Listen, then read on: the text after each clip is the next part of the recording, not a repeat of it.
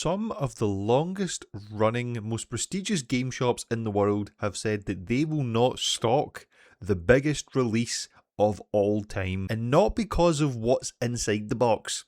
It's kind of more what's not inside the box that has caused this controversy. Now, I previously sat here and spoke to you guys about this, and I said this. I really do hope that this is just a flash in the pan. Yeah, it wasn't, was it? Since then, retailers have started boycotting it.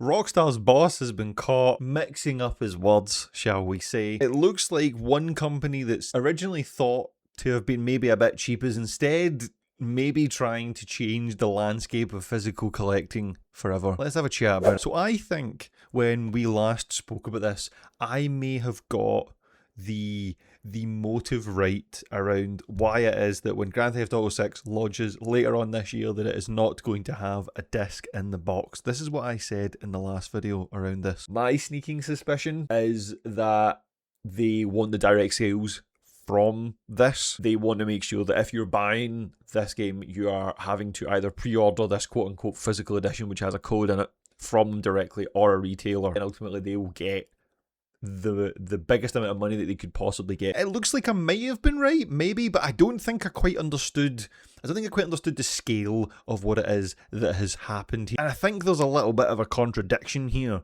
that is also creeping its way in that I didn't know when we first dropped the last video on this, and I have since caught this now. So in May, Rockstar's CEO did say that there would be a big physical component. What do you think the biggest channel will be? Oh, I think the biggest channel will still be digital, but there'll be a big physical component. Their words, not mine, about the GTA 6 release. And well, as we stand here today, a little bit of the controversy has started to die down, but ultimately it doesn't look like that was the case. There was rumours at the time when we had our last conversation that there may have been a physical release set to drop this December, but as of recording, Rockstar have kind of kiboshed that a little bit and said that there is going to be no physical release of this game at all. But that could be because they still want people to go out and purchase the game when it comes out right now, rather than wait and get the physical copy when it then comes out. That could just be that. I guess time will tell. But ultimately, it kind of feels like something's not quite right here. And because something hasn't felt quite right here, it seems that some shops have actually decided to boycott the game entirely. This $80 release is coming out, or the $100 release if you go for the Ultimate Edition. It has indeed actually led to some stores on both sides of the Atlantic that are actually deciding to not stock this game entirely. So Video Game Plus, who are a 40-plus-year-old establishment, their whole shtick is physical media and championing that way of playing games, have actually said they're not going to stock this entirely. I've seen some retailers have actually paused pre-orders during this whole controversy. And loot box gaming are also another one, have came out and said that on principle they aren't going to stock this, which I can understand that position, to be fair. I can kind of understand it. Their line is that they don't necessarily sell like console products that are download codes. They try and sell things with a disc. I think that's perfectly reasonable, and ultimately I think a fair few people, based on the comments that we got last time out, do all agree with this stance that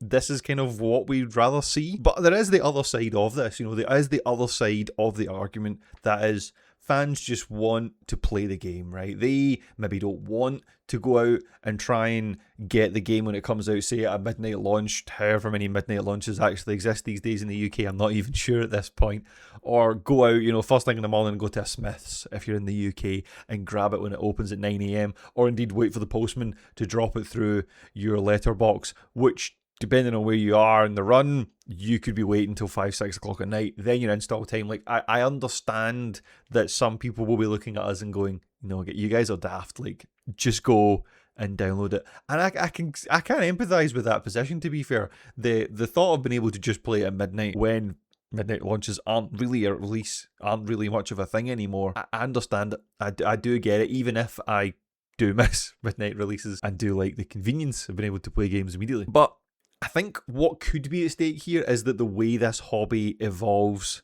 from now forward, I don't think that this is going to be the first instance of a game company doing something like this. I'm not going to sit here and say that the hobby is at stake, but I think it's going to go through a massive change if we let it continue on. Having said that, this is maybe a little bit bigger than just GTA 6 and Rockstar in this instance, because I feel like we need to talk about the other times where this has happened, where games have came out and haven't had the sort of physical component to them, and maybe people didn't necessarily care as much. Nintendo have been doing this for a while, actually. With the Switch 1, you'll find that there's a lot of those games that are actually download codes only. You will find it if you go into Smith's, actually, is another good example of talking about it earlier. You can actually go into some of the Smith stores and see sections that are like 2 for 20, 2 for £25, but there is normally an asterisk on the sign to say these are download games only, and they come with the code, and that is that,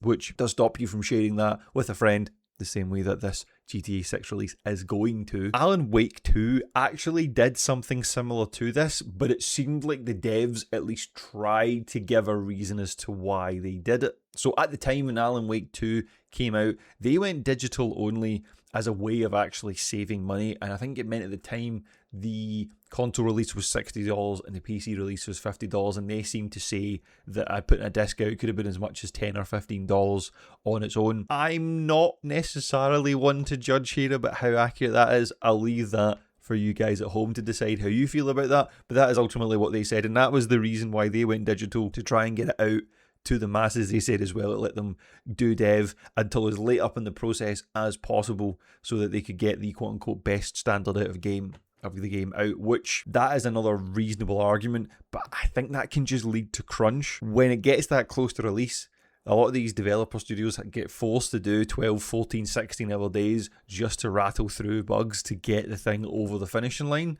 If you have to go press a disc a few weeks before release, you're almost guaranteeing that there is going to be either an incomplete product or a buggy mess that might go out there these days anyway. Different story 10, 15 years ago, and maybe when you don't do this, it forces you to crunch for longer, which maybe actually ends up being a bad thing. And there are other people that are also saying that maybe the disc component of these games doesn't actually matter as much as we might think. There is actually the Video Game History Foundation have been recently saying this, that the disc-based version of a game actually matters less when it comes to preservation, because modern games are just patched day one anyway, and quite frankly, the game can change so significantly from the pressed game, the version 1, if you want to call it that, up into the game that actually launches at whatever the launch window is. They actually might have a point there. Like, I do know that it's been a long while since I personally have played a physical game that I've put in on the day of release and there hasn't been some level of update to download. Even I think 007 First Light had one, even though the update itself wasn't massive. You are consistently getting this, where when you're getting towards that deadline, things are just getting pushed out to try and fix the thing. Maybe they're right. This isn't necessarily a preservation argument. I can concede that. But the real loss to me is absolutely the ownership element. Like, the fact that I could buy this game physically, get a disc, and if there was a friend of mine who, say, wasn't sure if they liked it and wanted to give it a go, I could just lend them the game for a few weeks and they could play it at their own time and leisure and decide for themselves, is this the game that they want to play or not? And then they could just give me it back. Whereas now, it's not going to be possible to do that in this system. It's not even like the key cards that Nintendo have, where at least it's one person at a time can play it, and the key card at least gives you some level of ownership, even though it's slightly different. But you get what I mean, there's at least something there, whereas in this instance, it looks like we might not have that, and it might be beginning to change industry-wide for the worse. There are going to be other franchises like EAFC that will follow this model if they know that people are always going to buy it and they're always going to get the full cut, that they'll just do something like this anyway. I know they say they might never be a disc, but the rumours do make me think that this is where we're going and this is what we're heading for. And to be honest, there's a world here where disc later is arguably worse, because if you do want to buy the game, right, if you want to get in on that game immediately from the ground floor, you're going to buy it digitally anyway. But if you're someone who likes collecting, are you going to feel like you're missing out? Either way, you're either going to miss out on potentially a special edition that could have a really, really cool steelbook or a nice figurine or something like that you're going to feel FOMO around if you buy digitally, or will you feel the FOMO about the game itself if you wait? Do you even double dip? which is probably the worst thing you could possibly do in a situation like this, but people out there will do it. People out there will feel like they absolutely need to buy both. I know at least certainly one person who is thinking the exact same thing about what to do if there is a physical edition, and I understand it from you want to get the best possible thing, but you also want to play the game. But if we weren't put in this situation, you wouldn't have to make that choice, and that's where I think the real frustration lies. But this is where I think I've landed around all of this. Like, GTA 6 is going to sell tens of millions of copies, no matter what a few shops do here or there. Rockstar knows that, and that's exactly why I think they're trying this. There's even been some reports that they may have already made $1 billion already from pre-orders. So if the biggest game on earth could ship in an empty box and it can still break every single record that's out there, then the next one can, and the next one can, and the next one can. That's the actual test that I think has been ran on gamers, game collectors, consumers as a whole. So I'm not going to ask you at home to boycott anything, right? Like, that is totally your decision about if you want to buy this digitally, hope that there's a physical edition, or not buy it at all because there isn't one. I'm just going to ask you a question that the shops themselves have already answered. When a physical game is a code in a box, just a piece of paper in there, is that something that you guys at home want to own? Because the industry is kind of watching what we do next, and the result of this little experiment could shape the next 10, 20, 30 years of gaming as a whole and change it completely as we know it. I want to know down in the comments below, where do you guys stand on this issue? Are you someone who is like, no, I don't care, I'm going to buy this at launch, I cannot wait for this is going to be the biggest game ever? Or are you someone who's going to hold firm, hope that there is a physical edition, or just not get involved at all because of the perceived stunt that Rockstar are trying to pull here? And if you're sitting and you've came across this video and you're like, what are you talking about? GTA 6 code in a box? Tap this video on the screen to find out more, and we'll see you all next time.